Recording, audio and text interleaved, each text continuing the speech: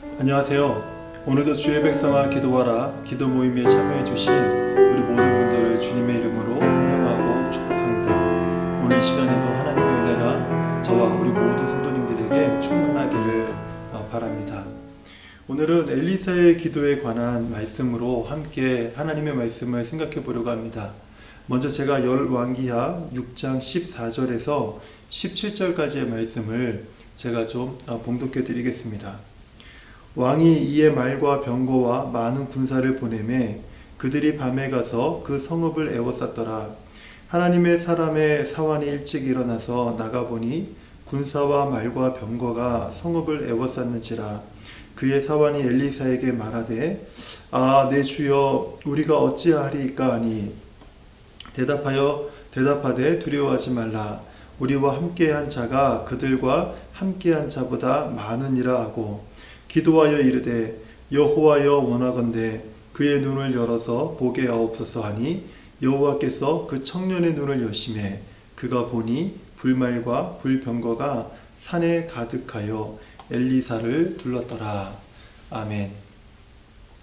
오늘 이 열왕기하 6장의 배경을 제가 잠시 좀 말씀드리도록 하겠습니다. 아람 왕이 북이스라엘을 치려고 군대를 보내면 오늘 본문에 등장한 하나님의 사람 엘리사가 아람의 군대의 그 모든 경로를 이스라엘의 왕에게 그것을 다 알려줍니다. 그래서 이스라엘 군대가 아람 군대가 올 곳을 미리 알고 매복해 있다가 매번 그 군대를 퇴치하는 그런 일들이 종종 있었습니다. 이것이 한두 번 일어난 일이 아니라 여러 번 이런 상황을 겪다 보니 아람 왕은 마음이 많이 불편해졌습니다. 이게 어떻게 이런 일이 가능한가? 이게 분명 우리 중에 스파이, 내통하는 자가 있지 않으면 그럼 이것은 불가능한 일이다. 이런 생각이 심중에 가득했던 것입니다. 그래서 이제 자기 믿을 만한 사람을 시켜서 은밀히 이제 내부 조사를 시작했던 것 같습니다. 그 내부 조사를 하는 중에 어떤 한 신하가 이제 아람 왕에게 와서 이런 보고를 합니다. 이스라엘에는 엘리사라고 하는 선지자가 한 사람이 있는데 그가 기도할 때 왕께서 침실에서 하는 말조차 이스라엘 왕에게 고한다고 합니다. 이런 보고를 이제 그 아람 왕이 듣게 됩니다. 그러자 이제 아람 왕은 엘리사가 어디에 거주하고 있는지 확인을 하라고 사람을 보내서 시킨 후에 그 거주지가 확인이 되자 엘리사 한 사람을 잡기 위해서 아람의 군대를 이제 보내게 됩니다. 그래서 엘리사가 살고 있는 도단 성읍이라는 곳에 아람의 군대가 도착을 해서 그날 밤 저녁에 소리도 없이 그 모든 성읍을 모든 그 아람의 군대가 다 둘러싸고 포위를 해버립니다. 그리고 다음날 아침 일찍이 엘리사의 사환 하나가 일찍 일어나서 밖에 나와 보니까 세상에 그냥 아람의 군대가 자기 마을을 다 그냥 포위하고 있고 살기등등한 시선으로 자기 그 주인이 있는 엘리사의 집을 막 노려보고 있는 그런 그 광경을 보게 되는 것이죠. 그래서 이 사환이요 깜짝 놀래가지고 이제 엘리사를 깨웁니다. 엘리사를 깨우면서 이렇게 얘기를 해요. 내 주님, 이거 우리가 어찌해야 됩니까? 이거 우리가 어찌해야 되겠습니까? 우리 이제 죽을 것 같습니다. 이렇게 이제 두렵고 떨리는 마음으로 이제 자기의 주인인 엘리사에게 이런 말을 합니다. 그런데 엘리사는요, 이 사환의 말을 듣고 같이 막 덩달아서 깜짝 놀라고 이런 것이 아니라 엘리사는 아주 담담한 어조로 이렇게 얘기를 합니다. 두려워하지 말라. 우리와 함께한 자가 그들과 함께한 자보다 많으니라. 두려워하지 말라. 우리와 함께한 자가 그들과 함께한 자보다 많으니라. 그리고 나서 엘리사가 자기 사환을 위해서 기도를 해줍니다. 여호와여 원하건대 그의 눈을 열어서 보게 하옵소서. 여호와여 원하건대 그의 눈을 열어서 보게 하옵소서. 엘리사가 이렇게 기도를 마치자 하나님께서 그 사환의 눈을 여셔서 자기들을 둘러싸고 있었던 아람의 군대 그 뒤편으로 온 산에 하나님의 군대 불말과 불병거가 온 산을 에워싸고 이미 아람 군대가 자기를 포위하기 전에 이미 하나님의 군대가 엘리사와 자기를 호위하고 있었다는 사실을 그제서야 이 사환이 보게 되는 것입니다. 엘리사는요, 이미 이것을 먼저 보고 있었다라는 거예요. 하지만 사환은 이것을 보지 못했지만 엘리사의 기도를 통해서 사환도 엘리사가 바라보고 있는 그 하나님의 군대를 볼 수 있게 되었던 것이죠. 엘리사의 기도는 정말 짧았습니다. 하지만 이 짧은 기도를 통해서 오늘 성경은요, 엘리사의 기도를 통해서 우리에게 한 가지, 기도의 필요성, 왜 우리가 기도해야 되는가, 그 기도의 필요성에 대해서 오늘 우리들에게 말씀하고 있습니다. 우리에게 기도가 필요한 이유는요, 기도는 감겨있는 우리의 영적 시야를 열어주기 때문에 우리는 기도해야 된다는 것입니다. 이렇게 말씀을 드리면 우리는 기도를 통해서 아주 신비스러운 주문 같은 것을 배울 수 있다고 생각하시는 분도 있을지 모르겠습니다. 하지만 기도는 어떤 신비로운 주문을 걸어서 하나님의 능력을 끌어내는 어떤 알라딘에 나오는 지니의 램프와 같은 그런 것이 아닙니다. 저는 열왕기하 이 6장의 사건은 사도행전에서 소개하고 있는 성령의 충만과 연결되어야 된다고 생각을 합니다. 오순절 다락방에서 기도하던 제자들은 바람처럼 불처럼 임하시는 성령의 충만함을 그들은 경험했습니다. 그리고 성령의 충만을 받고 그들은 변화되었습니다. 그 변화된 이후에 이 제자들은요, 보지 못했던 것들을 보기 시작을 했고요, 성령의 충만함을 통해서 듣지 못했던 것을 듣게 되었고, 이전에는 말할 수 없는 것을 말하는 사람이 되었습니다. 이전에는 가지지 못했던 용기를 이들은 가지게 되었죠. 왜냐하면 성령 충만한 제자들은 성령 충만한 이후부터 하나님께서 하시는 일들을 그들이 보고 듣고 말할 수 있게 되었기 때문에 그렇습니다. 성령 충만한 사람들은요, 이전에 보지 못했던 이 하나님의 일을 볼 수 있는 능력을 가지게 된다는 거예요. 이것은 오늘날도 마찬가지입니다. 성령이 충만한 사람은 하나님이 창조하신 것부터 시작해서 하나님께서 우리 삶에 이루신 놀라운 구원에 이르는 이 신비스러운 사건들을 볼 수 있는 그 능력을 갖게 된다는 거예요.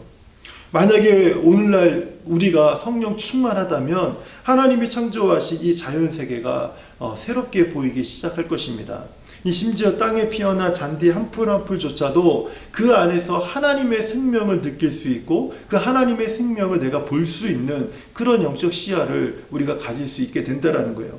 나아가서 내 주변에서 일하시는 하나님의 일하심을 우리가 볼 수 있게 된다는 것입니다. 어떻게 이것이 가능합니까? 우리가 기도하면서 영적 시야가 열린다는 것은 하나님의 성령이 충만함으로 인해서 하나님께서 행하시는 영적인 일들을 우리가 바라볼 수 있게 된다는 의미이기 때문에 그렇습니다. 성령이 충만한 사람은요, 전에 깨닫지 못했던 이 성경 하나님의 말씀이 깨달아지기 시작을 합니다. 예를 들면요, 우리를 답답하게 했던, 또 우리를 좌절하게 만들었던, 두렵고 떨게 만들었던 어떤 환경들에 우리가 놓인 적이 한두 번 있지 않겠습니까? 그런 환경들이 우리를 가두고 있었을 때 우리는, 대부분의 사람들은요, 무기력해져가는 자기 자신, 아무것도 할 수 없고 어떤 해결책도 찾을 수 없는 자기 자신을 바라보고, 또는 이제 그렇게 나를 만든 이 세상을 원망하면서 살아가게 되죠. 하지만 성령이 충만하면요, 그렇게 나를 가두었던 환경에서 우리는 한 발짝 뒤로 물러설 수 있게 됩니다. 그 환경에서 잠시 나올 수가 있게 됩니다. 그리고 그 환경에 대해서 말씀하시는 하나님의 말씀, 하나님의 음성을 들을 수 있게 된다는 거예요.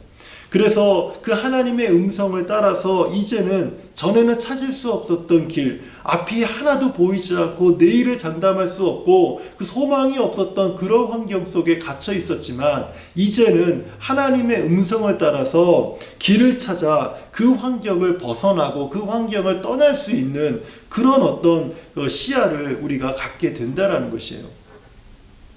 엘리사는 기도의 사람이었습니다. 성령이 충만한 하나님의 사람이었습니다. 그래서 날마다 위기에 처한 자기 국가 이스라엘을 위해서 기도했던 선지자였죠. 그랬기에 엘리사는요, 북이스라엘을 구원하시기 위해서 일하시는 하나님의 열심을 아주 잘 알고 있었던 사람이었습니다. 그렇기 때문에 엘리사는요, 아람 군대가 쳐들어올 때마다 그 사실을, 하나님이 이스라엘을 구원하시기 위한 그 은혜들, 하나님의 방법들을 잘 알아서 그 이스라엘 왕에게 그 사실을 알려줄 수 있었던 것이죠.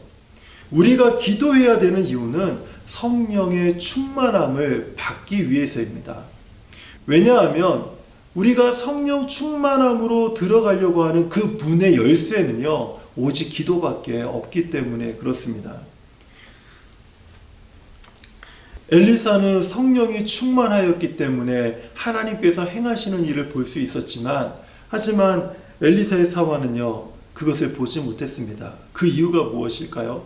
엘리사는 날마다 기도하며 성령이 충만한 사람이었는가 반면에 그의 사환은요, 기도하지 않은 사람이었기 때문에 그렇죠. 그래서 엘리사는요, 자기 사환의 눈을 열어서 자신이 보는 것을 보게 해달라고 하나님 앞에 기도했습니다. 이것이 우리가 기도해야 되는 또 다른 한 가지 이유가 될 수 있습니다. 우리는요, 나 자신을 위해서만 기도하는 것이 아니라, 나의 성령의 충만함을 위해서만 기도하는 것이 아니라 서로를 위해서 기도해야 된다는 것입니다. 부부는요, 서로를 위해서 기도해야 됩니다. 신앙생활하는 배우자의 모습이 자기 마음에 들지 않는다고 정죄하기보다는 나의 배우자를 위해서 기도하는 것, 이것이 굉장히 중요합니다. 교회 공동체를 위해서 성도들은 기도해야 합니다. 성도는요, 교회와 목회자를 위해서 기도해야 됩니다. 목회자는 성도와 교회를 위해서 기도해야만 합니다. 우리 순장님들은요, 자기 순원들을 위해서 기도해야 되고요. 순원들은 또 순장님과 자기 또 순원들, 서로 다른 순원들을 위해서 기도해야 합니다. 왜냐하면 정죄하는 것은 쉽기 때문에 그래요. 정죄하는 것은 쉽지만, 하지만 내가 정죄하는 사람을 위해서 기도하는 일은 쉽지 않기 때문에 그렇죠. 누군가를 판단하는 것은 쉽습니다. 하지만 그를 위해서 기도하는 것은 역시 쉬운 일이 아니죠. 우리는 예수님의 기도를 좀 떠올릴 필요가 있습니다. 예수님은 십자가 위에서 이렇게 기도하셨죠. 아버지여, 저들의 죄를 사하여 주옵소서. 자기들이 하는 일을 알지 못함이니이다. 예수님은 자기를 십자가에 못 박힌 사람들을 위해서 오히려 용서와 자비를 달라고 하나님 앞에 기도했습니다. 왜냐하면 그들이 하고 있는 이 일이 어떤 일인지조차 알지 못하고 그들이 행하고 있다는 사실을 예수님은 알고 있었기 때문에 그래요. 그래서 아버지여, 저들의 죄를 용서하여 주시옵소서, 이렇게 기도하신 것입니다. 우리가 정죄를 멈추고 판단을 그치고, 그리고 우리가 기도하는 것은요, 예수님의 기도를 따르는 아주 중요한 걸음이 되기 때문에 우리가 기도해야 되는 것입니다. 주의 백성아, 기도하라. 우리는 똑같은 기도 제목으로 이미 수개월 동안 매주 금요일 저녁에 함께 기도하려고 노력하고 있습니다. 우리가 왜 이렇게 기도해야 될까요? 그리고 꼭 이렇게 기도해야만 할까요? 우리는 이미 수개월 동안 우리 주의 백성아 기도하라 이 모임을 시작을 하고, 그리고 우리가 똑같은 기도 제목을 가지고 우리가 반복해서 기도하는 시간을 보내고 있습니다. 그러다 보니 이런 생각을 한 번 정도는 가져볼 수 있는 그런 시기가 되었다고 저는 생각이 듭니다.